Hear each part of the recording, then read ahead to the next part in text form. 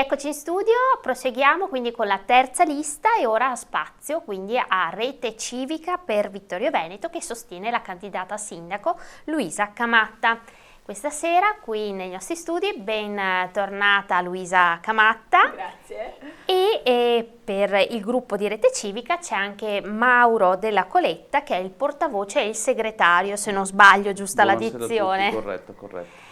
Ecco, ricordo che a ciascuna coalizione abbiamo assegnato un tempo di 120 minuti che viene suddiviso per il numero delle liste, quindi nel caso della candidata a sindaco Luisa Camatta, che ha una sola lista, per lei ci sono a disposizione tutte e due le ore, quindi l'avremo ancora una volta ospite. Come sempre c'è la possibilità di inviarci da casa le vostre domande via SMS o WhatsApp al numero 348 2111 373 e abbiamo questa sera 40 minuti, quindi fino alle 22:40. Parto da lei, Della Coletta. Abbiamo già avuto ospite, come ho detto in precedenza, la lista, ma lei cosa ci dice di questa squadra di Rete Civica e soprattutto della candidata sindaca? Beh, la squadra si è costituita quest'anno, ma la nostra Rete Civica, l'impianto civico, è qualcosa che nasce già nel 2004 con Carlo Casagrande e che ha proseguito il suo cammino per tutti questi anni.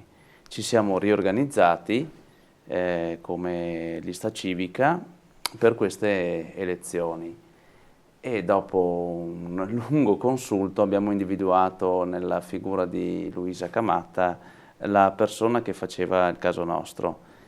E perché abbiamo scelto lei? Perché abbiamo messo davanti a tutto il bisogno di un rinnovamento della classe dirigente. Quando senti una cittadina che dice sono tutti uguali, non cambiano mai, percepisci che c'è bisogno di dare uno scossone, di dare una prospettiva diversa, di trovare qualcuno che sia fuori dagli schemi. E Luisa è il personaggio che è fuori dagli schemi. E perché fuori dagli schemi? Perché a differenza delle altre liste civiche, le quali sono dirette da una segreteria di partito e quindi non hanno una libertà, la nostra non ha questo vincolo, non lo possiede. Noi non rispondiamo ad alcun partito, anzi, come Luisa esplicitava nelle precedenti puntate, all'interno della nostra lista civica sono riunite diverse provenienze ideologiche, chiamiamole così. La cosa bella è che lei è riuscita a farle concertare tutte assieme ed è così che forse vengono avanti i progetti più come dire, interessanti, corposi, utili, perché nascono veramente dall'ascolto del cittadino e non si fossilizzano su un'identità partitica particolare che premia un tipo di elettorato piuttosto che un altro. Questa è la novità. Quindi se il cittadino, e questa poi lei arriverà alla fine chiedendomi perché votare Luisa Camatta, lo sto già dicendo qui perché. Se vogliamo veramente rinnovare la classe dirigente dobbiamo dare fiducia a queste nuove figure. Lei nella sua figura riassume quello che è lo spirito di tutta la squadra, riassume proprio l'indole politica di tutta la squadra. Penso di aver risposto esaustivamente. Ecco, una squadra variegata, Camatta, e all'interno abbiamo sentito adesso da Della Coletta anime diverse e anche nazionalità diverse. Penso soprattutto alla nazionalità macedone. Lei recentemente ha comunicato che la sua lista ha il sostegno della comunità macedone, italiana ovviamente. Se non sbaglio c'è proprio anche un candidato che rappresenta questa comunità. Ci dica qualcosa di più. Certo, questa è una cosa che mi onora profondamente, che ci onora tutti, perché questa comunità conta nel nostro territorio circa 200 persone, tutti in regola, tutti che lavorano e che addirittura sono talmente dedicati alla loro opera lavorativa che fino adesso non si sono interessati di politica, come spesso succede agli immigrati, anche nel nostro caso, anche gli italiani che vanno all'estero, molto spesso prima sono, diciamo, attenti a formarsi una loro magari sicurezza lavorativa, a riunire la famiglia e solo dopo magari partecipano alla vita civica e all'azione politica. Così è stato per loro. Ma attraverso l'opera del loro portavoce, che è Shakirosky, il mio candidato consigliere Sevdail, detto Stefano Shakirosky, ha riunito proprio tutte queste anime e ci sono 3 generazioni, pensi, proprio gli anziani che sono arrivati qui molti anni fa, la generazione di mezzo che sono gli attuali lavoratori, moltissimi sono nel comparto dell'edilizia, quindi tantissimi hanno proprio edificato case, pezzi di case, vialetti in tutta la città. E adesso anche ovviamente i figli che stanno prendendo piede sul territorio, ma la cosa bella è che per la prima volta votano. Quindi loro erano già in possesso chiaramente della tessera elettorale, ma non avevano mai esercitato il diritto di voto. E questo mi rende molto orgogliosa perché noi come Rete Civica intercettiamo tantissimo anche le persone che fino adesso si sono astenute magari dal voto e tutte quelle, come in questo caso, che addirittura lo esercitano per la prima volta. Quindi per noi è semplicemente un onore avere un pluralismo di questo tipo, non solo tra italiani magari di provenienza partitica diversa, categorie diverse, ma anche in questo caso nazionalità diverse. Peraltro Shakirosky non è neanche l'unico, perché abbiamo anche 2 consiglieri, candidati consiglieri che hanno una doppia nazionalità, cioè quella brasiliana, cioè sono nati o meglio in Brasile, adesso hanno la doppia cittadinanza statunitense ed italiana. Quindi cioè, siamo molto orgogliosi di questo perché ancora una volta mettiamo insieme veramente tante differenze, però nel momento in cui ci troviamo anche alle riunioni è bello perché vengono fuori le idee di tutti, le sensibilità di tutti, le esperienze di tutti, perché appunto anche questi miei 2 candidati consiglieri ne hanno viste tante in giro per il mondo e portano tante esperienze anche proprio con una caratura internazionale. Vorrei aprire e chiudere una piccola parentesi. Il vero pluralismo, la vera democrazia sia nel pluralismo delle forze in campo, delle menti in campo, altrimenti diventa una dittatura monocorde.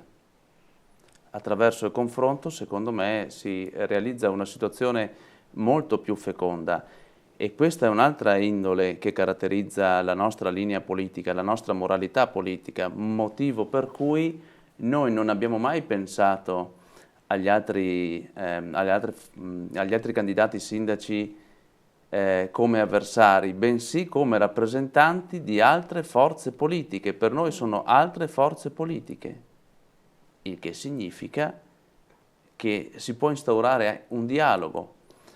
E questo lo penso soprattutto in virtù di un fatto. Ho potuto leggere i programmi delle diverse liste che concorrono con noi in questa campagna elettorale e ho notato per alcuni punti una convergenza con il nostro programma elettorale, il che mi ha reso veramente contento. Non avrei un altro termine per esprimere questo, perché significa che siamo stati bravi e che siamo capaci di trovare un punto di incontro anche con forze politiche che apparentemente sembrano molto distanti da noi per ideologia e per percorso. E questo punto di incontro, se non sbaglio, lo si vede anche, magari vi seguo, seguo i commenti, insomma, in questo periodo di campagna elettorale dei vari candidati sui social.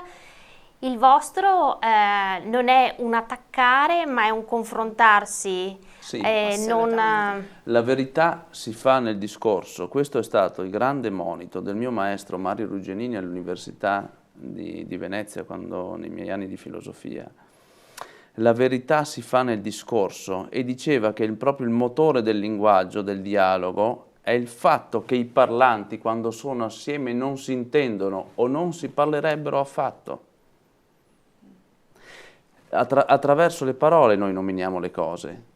C'è una bellissima poesia di un verso mi pare la nona elegia duinese di Rainer Maria Rilke, che dice: siamo qui per dire albero, casa, colonna, tutt'al più, e fa l'elenco di altre parole, di altri termini, e dice, e prosegue poi: ma per dire, intendilo bene, ciò che le cose intimamente mai credettero d'essere. Quale motore più forte del linguaggio è questo? È il linguaggio che ci lega, enarché enologos, diceva qualcuno. Entriamo adesso nel concreto di questo vostro programma per la città. Intanto ci arrivano delle domande da casa. La prima: Serravalle e Vallapisina, quali sono le vostre priorità?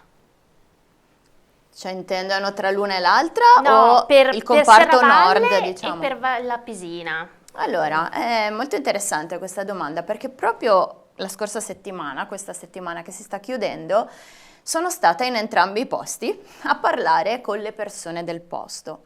In particolare a Serravalle ho colto proprio tutta una serie di semplici cose che, unite alle grandi per esempio riorganizzazione del sistema museale, ad esempio musei aperti anche d'estate negli orari per esempio di pausa pranzo, strada ovviamente rimessa a nuovo perché in questo momento purtroppo c'è proprio tutta un'ondulazione molto pericolosa, ma accanto a questo mi hanno riferito per esempio la mancanza di un bancomat, cioè banalissima cosa che uno dice vabbè, però i turisti, per esempio, da fuori, se non trovano dove prelevare, vanno male anche a spendere, voglio dire.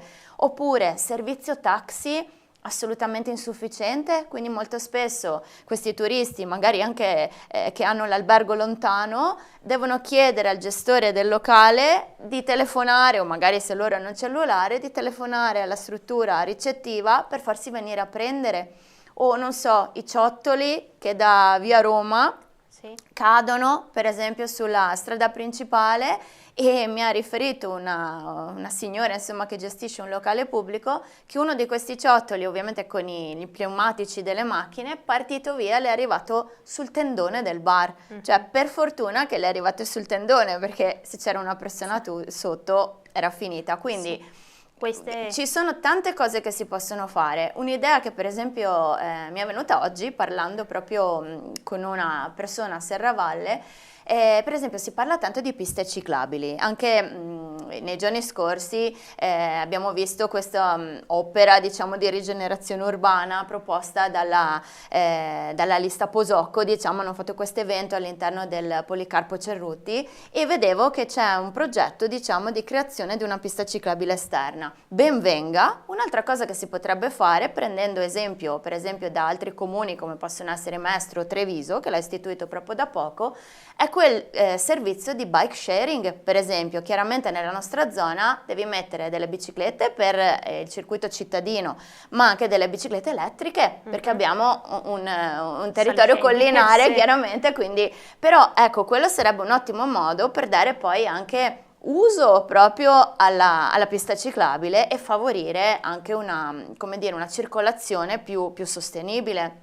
Vallapisina, quello che abbiamo lì è una natura meravigliosa. Abbiamo questo comparto diciamo dei laghi che sono un unicum al mondo, che sono veramente poco valorizzati, anzi mi viene da dire che a parte il lago Morto, che insomma c'è una gestione, quindi in qualche modo è la spiaggetta dei Vittoriesi, insomma, e gli altri due laghetti poverini sono proprio abbandonati. Quindi ben venga questo diciamo fondo PNRR che è stato intercettato, però lì serve proprio tutta una cura diversa. Ad esempio si può prendere esempio da Revine, che ha creato appunto il Lago Film Fest, è stata una donna tra l'altro a proporla e a svilupparla, e hanno reinventato completamente la fruizione del territorio in un'ottica turistica culturale. Quindi voglio dire, perché non imparare da chi ha già fatto delle opere di questo tipo e rilanciare anche il nostro territorio, abbiamo tutte le condizioni per farlo. Certo. Dico una cosa sulla Sì. Valle Appisina. Io ricordo quando ero bambino che la Valle Appisina era un territorio molto fiorente,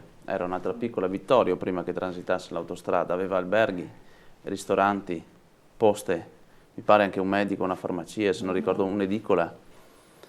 E adesso con mio grande rammarico tutto questo non c'è più. Mi piacerebbe, ma questo è un mio sogno personale, che non ricordo neppure se è nel programma, che si potesse recuperare un po' di tutto questo per dare vitalità a quell'ambiente. Ovviamente bisogna vedere le disponibilità che può avere un comune, soprattutto di tipo finanziario e non solo quello, ci sono tante cose da vedere. La mia non è una promessa, è semplicemente un sogno, ciò che mi piacerebbe vedere da cittadino vittoriese e da uno che la Valle Appisina la vive parecchio e molto spesso e a cui ci è affezionato, perché è una porzione di territorio, come dire, dove ho le mie radici. Sì. È stato sottolineato anche più volte in questi anni in Consiglio Comunale come la Valle Appisina sia un territorio che dà tanto, dall'acqua all'energia elettrica, alla viabilità, ma però dall'altro abbia ricevuto e riceve poco in confronto. È una zona periferica che è stata col tempo abbandonata e lasciata decadere, non c'è mai stato un piano di recupero come dire, significativo e che avesse veramente l'intenzione di far risorgere questo ambiente. Non so in che termini sia possibile, però questo è tra i miei sogni. Noi in programma per esempio abbiamo inserito 2 vie percorribili, una è chiaramente un rapporto concertato pubblico-privato, nel senso che alcune cose, per esempio un servizio pubblico migliore, penso per esempio a degli autobus, non magari con servizio a chiamata come è stato appunto proposto e verrà sperimentato quest'estate, ma proprio un servizio fisso, perché chiaramente tu puoi ripopolare una zona solo se i servizi già ci sono. E dall'altra parte, quindi appunto questo può farlo il comune, ma poi chiaramente serve che anche l'iniziativa privata venga favorita. In che modo? In 2 modi diversi. Per quanto riguarda gli esercizi pubblici o i negozi o comunque le attività private, si possono trovare degli sgravi fiscali per esempio, quindi delle agevolazioni. Stessa cosa per chi decide di acquistare un immobile o restaurarlo in quell'area, ci sono tanti strumenti che si possono istituire per favorire chiaramente. Un'altra cosa che mi sento di dire, parlavo proprio con un abitante della zona dei Laghetti Blu, è una mia amica, e mi diceva che per esempio quando ci sono frane e quindi la strada, quella principale, è chiusa, purtroppo non è mai stato attuato, ma neanche un confronto con la società autostrade, per esempio, per permettere agli abitanti nei periodi appunto di emergenza, di chiusura per la frana, di usufruire del tratto autostradale, ad esempio senza pagare il pedaggio.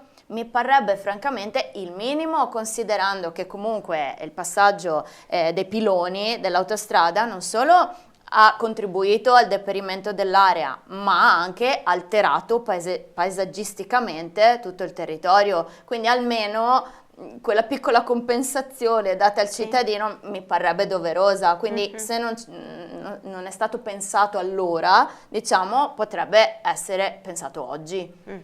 Altra domanda da casa la pongo a lei della Coletta: impianti sportivi, tralasciando la piscina di cui si è già ampiamente parlato, quali sono le vostre idee? Firmato Marco. Ma qui le nostre idee spaziano dal campo da rugby a possibili campi da calcio che si possono realizzare. La cosa fondamentale è comprendere quali sono le esigenze delle società sportive e che cosa si fa. Bisogna incontrarle, bisogna sentire quali sono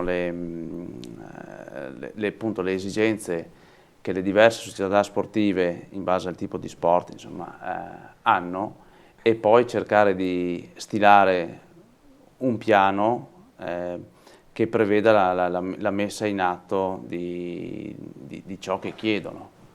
non c'è altra soluzione. Quindi il E primo allora, passo è l'ascolto. Sicuramente la prima mossa è sempre l'ascolto, perché come amministratore, cioè non io amministratore, un amministratore voglio dire, se non è capace di ascoltare le esigenze dei cittadini, degli elettori, non può amministrare.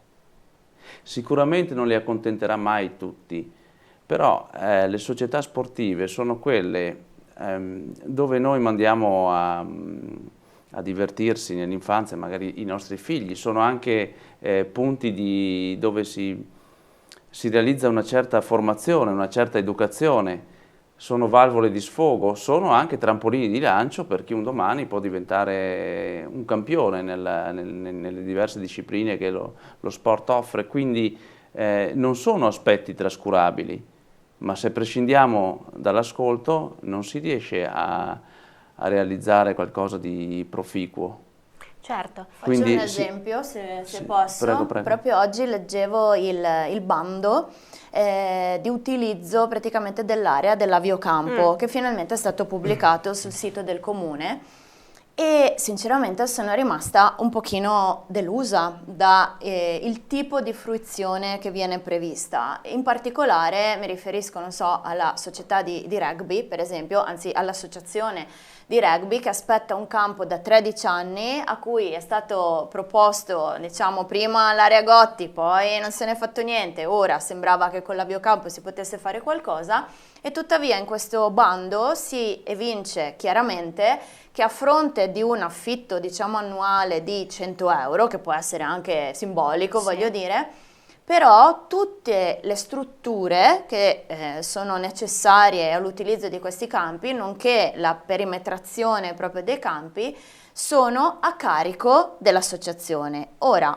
bisogna un attimo capire questa cosa, nel senso che in questo modo tu svuoti, in sostanza, quella che è la possibilità di usufruire effettivamente di questa opportunità, nel senso che è vero, come diceva il presidente insomma, Vespini dell'associazione di rugby, che chi ha fame, voglio dire, gli va bene anche un panino, però è anche vero che nel momento in cui apri una possibilità bisogna che la rendi veramente attuabile, cioè che favorisci in concreto la possibilità per queste associazioni sportive di dare la loro opera nel territorio, perché ricordiamoci che lo sport è anche un fenomenale strumento di recupero sociale per tantissimi ragazzi. È stata proprio la Ambra Polesel, l'attuale presidente della società Nottoli, a raccontarmi la storia di un ragazzo che attualmente è stato arrestato, uno che faceva parte di questa baby gang, insomma, che ha creato questi disagi al Quadrilatero,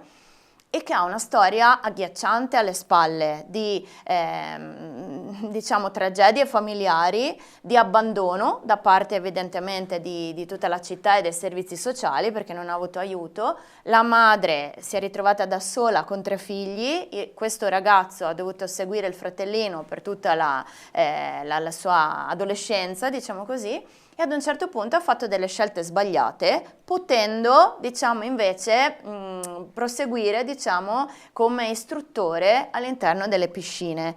Ora, cioè, intercettare quei disagi lì sul nascere significa avere un arresto di meno domani. Quindi attenzione che, cioè, non è che chiedono un favore le società sportive, rendono un servizio al territorio, a tutta la comunità, quindi dargli effettivamente in concreto delle agevolazioni che non siano solo ti do uno spazio vuoto, facci le cose, anche perché la concessione è di 5 anni e dopo è rinnovabile, ma anche no, però voglio dire, se uno deve costruirsi la clubhouse, il campo, le tribune, gli spogliatoi e dopo 5 anni non è neanche certo che gli venga rinnovata la concessione, capiamo bene che è un intervento talmente oneroso che uno magari ci pensa bene prima di farlo. Quindi attenzione, perché quando diamo le possibilità a livello amministrativo bisogna che siano concrete, bisogna che siano veramente delle possibilità, non solo per dire che gliele abbiamo date. Se posso, voglio ricollegarmi un attimo. Le società sportive sono delle essenziali fonti di aggregazione educative. Però hanno tutte quante un grosso problema, almeno qui nel locale, non sono società opulente, hanno bisogno di fondi. Noi dobbiamo essere bravi nel trovare questi fondi non semplicemente per farle sopravvivere, ma per farle evolvere, perché sono un investimento. Sulle società sportive, qualunque esse siano, bisogna investire. Anche perché poi possono portare ricchezza, voglio dire, Certo. cioè ci sono tanti circuiti sportivi di livello nazionale o internazionale a cui si può aderire e che possono anche portare proprio dei fondi, poi federazioni eccetera, però nel momento in cui tu dai degli standard minimi almeno di struttura, voglio dire, allora sì che riesci ad intercettare tutto un circuito che ti porta visitatori, ti porta turismo, diciamo così, ti porta un indotto anche che consuma, perché poi vengono a mangiare, vengono a pernottare, quindi voglio dire che investire da una parte comporta poi un ritorno dall'altro. Certo. Parliamo ora di decoro urbano, che sappiamo essere un tema caro alla vostra lista, come poi è emerso insomma nel dibattito delle presentazioni di tutte le altre liste, un po' di tutte le coalizioni, il tema del decoro urbano. E proprio nei giorni scorsi la candidata sindaca ha girato un video in centro città che ora vediamo e poi commentiamo insieme. Buongiorno cittadine e cittadini, adesso vi mostro cosa intendo per mancanza di cura. Qui siamo in pieno centro, questa è la posta principale, centrale, e questo è il marciapiede. Le piastrelle staccate da anni e anni, tutto sporco, infatti stamattina, come ogni domenica mattina alle 9, ci siamo ritrovati con una squadra di Rete Civica a prendere sui rifiuti. Un'altra buca, qui se passa una persona anziana si sfrantuma.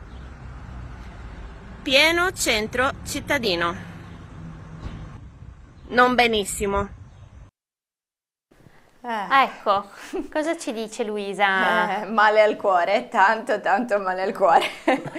Beh, quella mattina ci eravamo riuniti appunto con la squadra di Rete Civica, come ogni domenica, appuntamento alle 9 al ponticello dell'Atletica per ripulire insomma il secondo tratto del Meschio dopo la domenica precedente, e andavamo ai giardini perché c'era il gazebo, quindi ad incontrare i cittadini.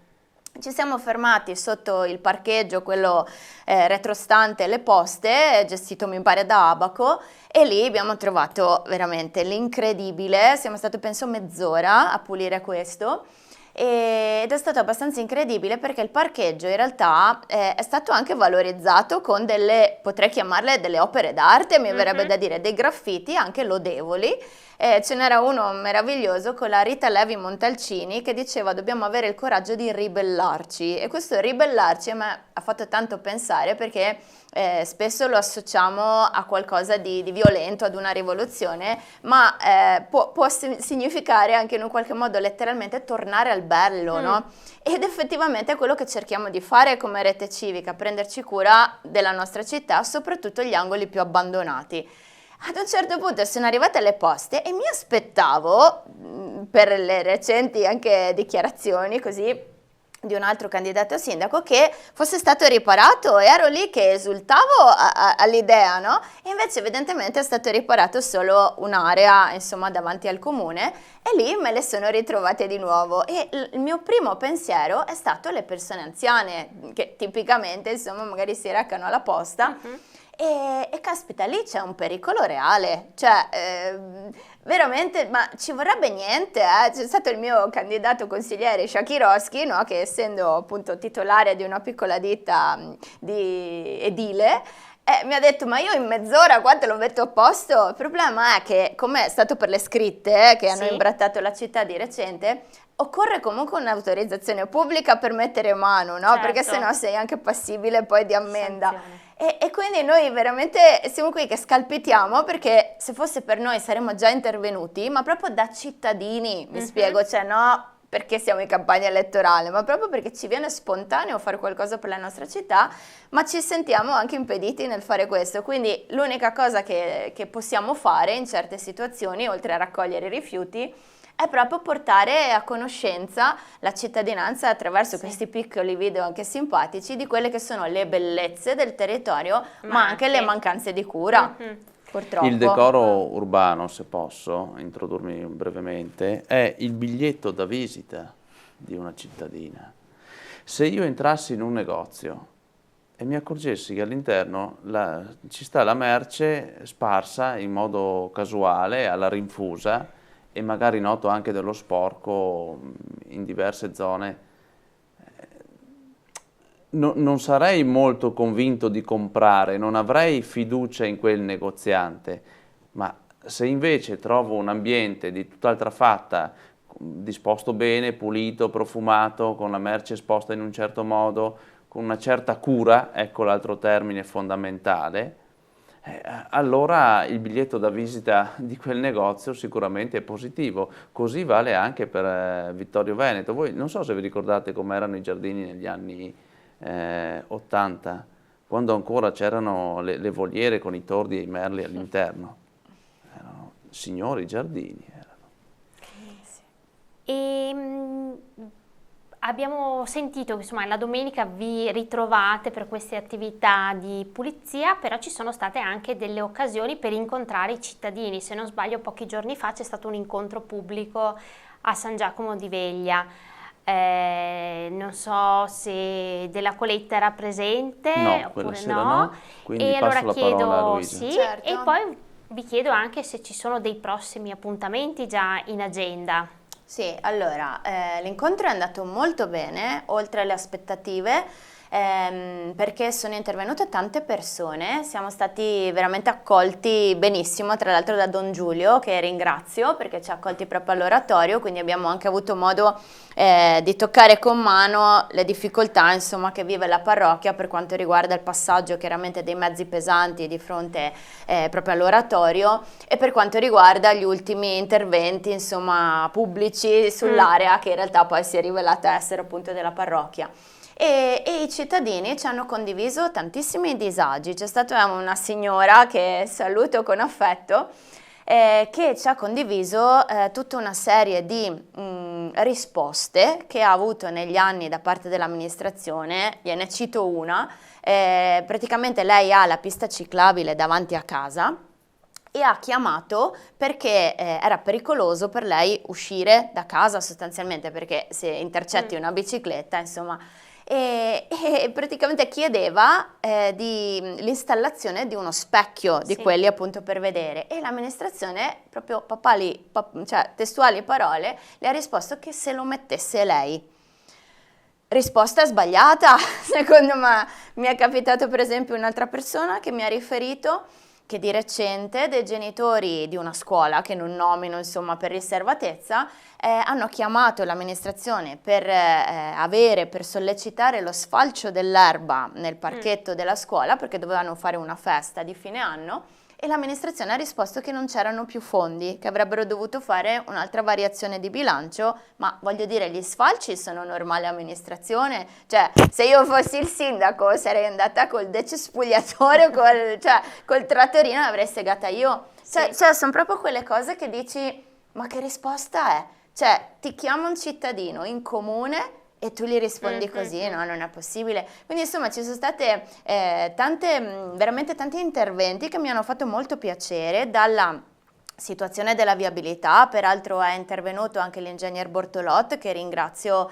tantissimo, perché ci ha dato anche una visione più ampia anche della storia proprio di San Giacomo e degli interventi, ed è emersa chiaramente la necessità di limitare la svolta ai mezzi pesanti di fronte alla parrocchia, ma quindi anche di trovare un'alternativa chiaramente agli autotrasportatori, perché d'accordo tutelare chiaramente i cittadini di San Giacomo, però non puoi neanche impedire ai trasportatori di lavorare o aggravare troppo il loro lavoro, e di conseguenza ci mostrava come sarebbe possibile proprio unire il Menarè e la via Isonzo sostanzialmente con un passante, con una strada passante.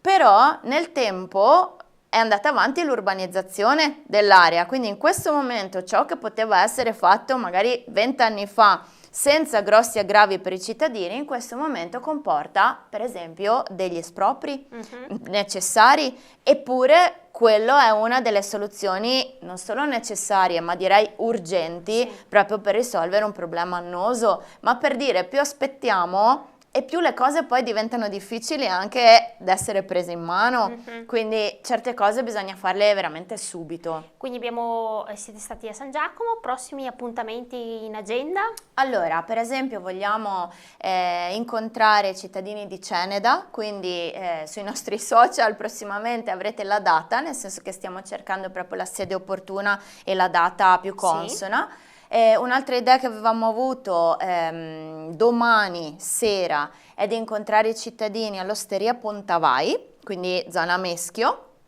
e adesso dobbiamo confermarlo domani mattina, ma è molto probabile che riusciamo ad attuare questo. E poi vorremmo in realtà andare anche proprio in modo informale, estemporaneo così, in Valle Apisina, perché ci terrei moltissimo ad incontrare anche gli abitanti della Valle Apisina, e a Formeniga, e sperando insomma di intercettare anche altri comuni, diciamo un pochino più, altri quartieri un po' più decentrati. Che dicevi tu, sì, ormai l'orario si fa sentire. Vittorio Veneto è molto lungo. Sì, è il comune più esteso della provincia. Guardi, quindi... il più esteso e il più cementificato. Sì, è vero. La cosa che ci fa più piacere in realtà è proprio parlare con le persone.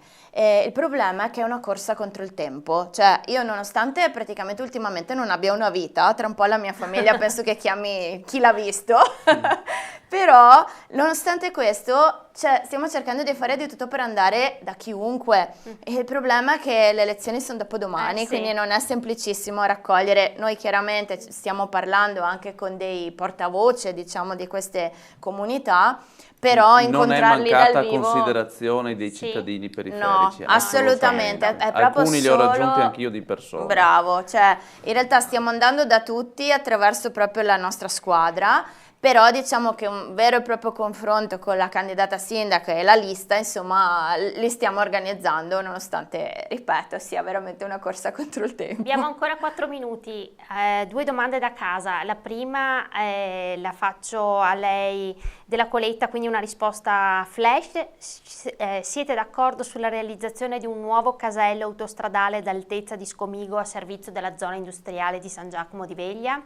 Ma è un punto nel programma, quindi sì. Poi bisogna, attenzione, bisogna vedere se si può. Chiaro. E in che termini. Sì, perché parliamo sempre a casa degli altri autostrade. Faccio un piccolo inciso. I nostri sono punti programmatici suscettibili anche di modifiche. Non sono delle fissità, delle entità statiche, sono delle cose che abbiamo messo in programma e che intendiamo magari affrontare, vagliare, ma non sono delle promesse sottoscritte, per tanti motivi, uno dei quali è legato al fatto che non siamo noi attualmente in amministrazione, e quindi sicuramente qualche tassello ci manca, e questa è onestà intellettuale. L'onestà intellettuale prevede che noi diciamo anche le cose che non ci piacciono. Questa è onestà di fronte al cittadino. Io non ho la bacchetta magica, non ho la conoscenza di tutto quello che si sviluppa nel comune, perché non c'è sempre trasparenza tra amministrazione e cittadino, senza voler accusare nessuno. Bisogna verificare, e questo questo promettiamo di farlo, una verifica attenta della tematica e un vaglio diciamo molto ponderato della situazione. Camatta, altra domanda da casa, risposta flash. Lei è il volto nuovo di questa campagna elettorale. Come sta vivendo questa avventura? C'è qualcosa che l'ha stupita e che non si aspettava? Io la sto vivendo molto bene. Anzi, devo dire che sto cominciando a divertirmi, nel senso che è molto bello incontrare le persone, è molto bello studiare tutti gli incartamenti, diciamo così. Sono diventata un po' un topo di biblioteca, nel senso che proprio voglio andare a fondo delle questioni, quindi mi studio proprio le carte, anche se a volte sono molto tecniche. Per fortuna ho una squadra anche di persone insomma qualificate che mi danno una mano anche a capire le questioni più complesse, e mi piace proprio spulciare tutto quello che posso. Quindi in realtà per me è proprio vita questa situazione. Quello che mi ha stupito in positivo è il tipo di accoglienza della gente. Io non me l'aspettavo, nel senso che pensavo di essere trattata un po' come Cenerentola, diciamo così, e invece c'è un grandissimo calore da parte delle persone che incontriamo, che proprio si sentono valorizzate, ascoltate, e questo veramente mi onora profondamente perché non è scontato. E perciò le posso dire che in realtà mi piace molto questa nuova situazione, sì. E allora la domanda canonica che mi ha già anticipato all'inizio, per riassumere, ecco, ai nostri telespettatori di casa, cosa dire? Perché votare Luisa si fa Camatta? anche già Allora la mi domanda. rivolgo a tutto l'elettorato facendo presente questo. Non è sufficiente per amministrare una città avere esperienza. Serve una buona squadra, ma soprattutto serve anche qualcos'altro. Faccio una piccola parentesi, non so se avete mai osservato che in talune discipline ci sono persone di grande esperienza che fanno la stessa cosa per molti anni, poi arriva un talentuoso e li supera in breve tempo. Perché li supera? Perché appunto è un virtuoso, è un talentuoso, è un amministratore, un politico serio, deve avere queste virtù. Le deve possedere. Un politico deve possedere virtù morali e tante idee. La cosa che deve aver molto chiaro però, perché c'è sempre tante idee perché? Perché c'è bisogno tante volte di un piano B, di un piano C, di un piano D. La cosa che deve aver chiara è l'arte dialettica e maieutica, se vogliamo, per estrarre l'idea più proficua, l'idea più intelligente in quel momento, l'idea moralmente più corretta, che riesca ad accontentare e a servire la maggior parte dei cittadini, ma e soprattutto del bene comune. E questa figura, che ha queste caratteristiche, è Luisa Camatta. Vogliamo cambiare la classe dirigente e dare spazio anche ad altre figure? Bisogna votare Luisa Camatta. Grazie allora a Mauro Della Coletta e a Luisa Camatta qui stasera in rappresentanza di Rete Civica per Vittorio Veneto. E vi ricordo poi l'ultimo appuntamento di questa presentazione delle liste con la città che vorrei, lunedì 3 giugno. Inizieremo alle ore 21 con Rete Civica per Vittorio Veneto, con la candidata sindaca Camatta e Michele Bastanzetti in studio. Seguire alle 21:45 il Partito Democratico con Barbara Denardi e Fabio Braido, e chiuderemo con l'ultima lista alle 22:15 Vittorio Vive con Mario Darè e Michele Arvizzigno. Questo è tutto, poi vi anticipo che ci sarà come sempre la diretta dello spoglio, quindi il 10 di giugno, lunedì 10 giugno, a partire dalle 14 ci sarà la diretta sulla Tenda TV con Federico Campodall'Orto, che ringrazio perché come sempre è alla regia della città che vorrei. Grazie e buonanotte, a lunedì.